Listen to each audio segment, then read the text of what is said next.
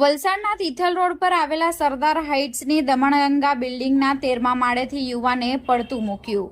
વલસાડ શહેરમાંથી એક હૃદયદ્રાવક ઘટના સામે આવી છે। વલસાડમાં જાણીતા સરદાર હાઇટ્સ બિલ્ડિંગમાં એક 22 વર્ષીય યુવક માનવ પટેલે 13મા માળેથી પડતું મૂકીને આત્મહત્યા કરી લેતા સમગ્ર પંથકમાં અરેરાટી વ્યાપી ગઈ છે।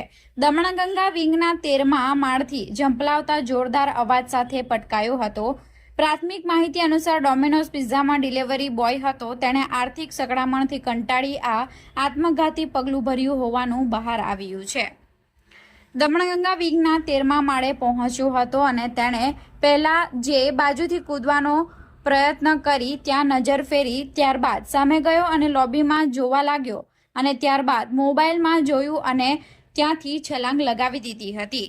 જો કે આ સમગ્ર ઘટના બનતા આસપાસના સ્થાનિકો દોડી આવ્યા હતા અને ઘટનાની જાણ પોલીસને કરવામાં આવી હતી। આસપાસના રહીશો અને સ્થાનિકો ઘટના સ્થળે દોડી આવ્યા હતા અને પોલીસ પણ ઘટના સ્થળે પહોંચી યુવકની લાશનો કબજો લઈ આગળની વધુ કાર્યવાહી પોલીસે હાથ ધરી છે।